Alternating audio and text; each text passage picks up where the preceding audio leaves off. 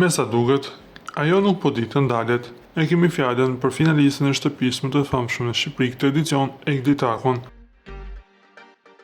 Së fundmi, ajo ka tërhequr përsëri vëmendjen me një paraqitje të jetë ndryshe dhe na duhet të themi plot stil. E veshur me çizme të arta, xhinse të shkurtër dhe një crop top të verdh, Egli ka pozuar para një pompe karburanti, duke sjellë në pamje me stil call girl moderne, që nuk kaloi pa u komentuar nga ndjekësit e saj.